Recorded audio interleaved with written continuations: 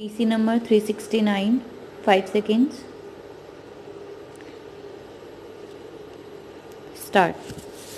Mr. Vice Chairman, I welcome the bill that has been brought before the House to remove one of the greatest difficulties experienced by law graduates.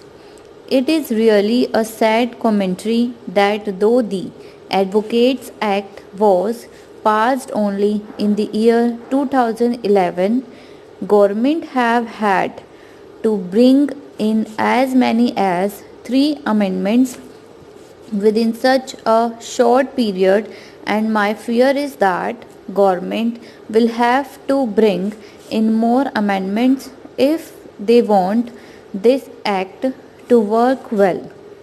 I will presently point out the difficulties which will be experienced in the working of this act. We are now discussing the third amendment. At the time when the second amendment was being discussed in this house, my feeling was that the government would have to bring some amendments very soon, and my fears, like those of other honorable members, have come true. I am afraid the government will have to bring another amendment very soon. My submission is that the government ought to have brought a more comprehensive amendment to the old Advocates Act. I have no objection with regard to the change in the date. Of course, that was most necessary, but with regard to the rule-making power of the government, certainly I feel that it is a retrograde step. As a member of the Bar Council, I know that our bar councils are not working well. I do not know the conditions of other bar councils, but as far as my state is concerned, the bar council is not at all working well.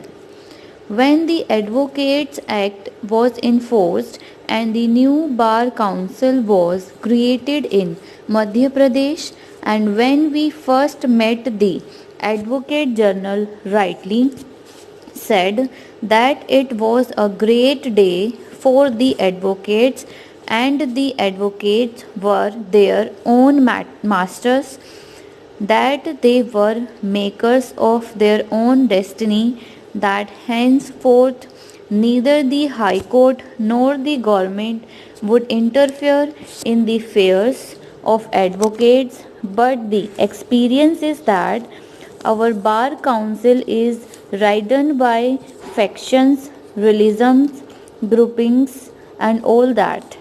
As far as the difficulties in the present act are concerned, I would point out that there is provision for training. Now the government is taking power for making rules. They should make it clear what training they are going to give. As far as we are concerned, it is difficult to give training to the law graduates. There is provision for a disciplinary committee. As far as Madhya Pradesh is concerned, the Bar Council has formed a committee of 5 advocates. I am also one of them, but the difficulty is that the 5 advocates belong to distant places and they cannot meet.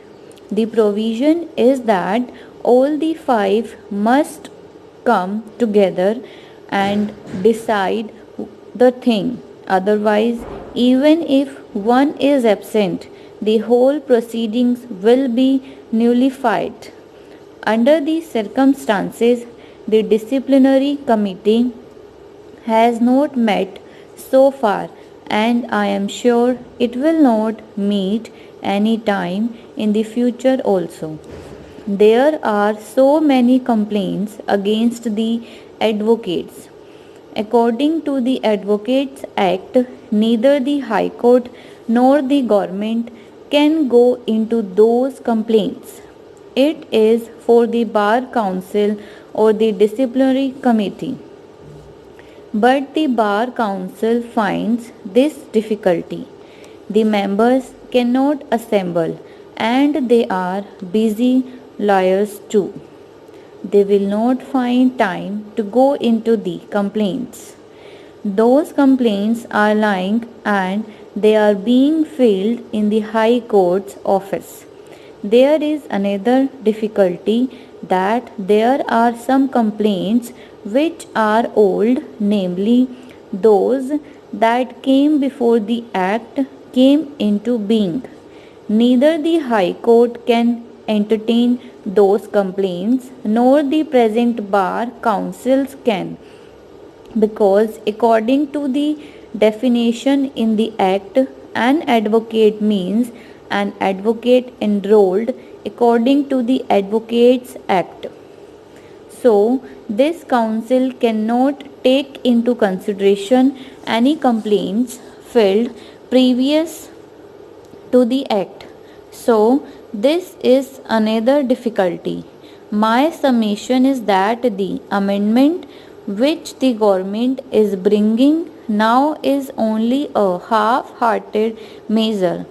I would request the government to go through the whole matter, taking the views of the bar councils and also taking the views of leading lawyers, and then formulate new amendments or at least bring a comprehensive law so that the Advocates Act will work well.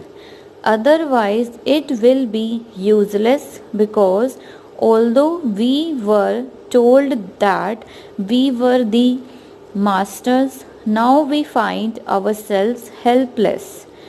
Of course, the fault may lie with the advocates also or the bar councils, but the government must come forward and help the advocates and remove the anomalies which are pointed out.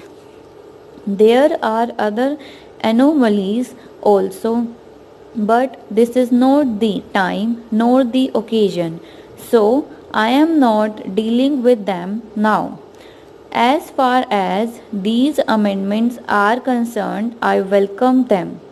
They were long overdue, and when the second amendment was being discussed, there was a suggestion that further time ought to have been given, but the government was so ridden by red tapeism that it always acted on the advice of the officers.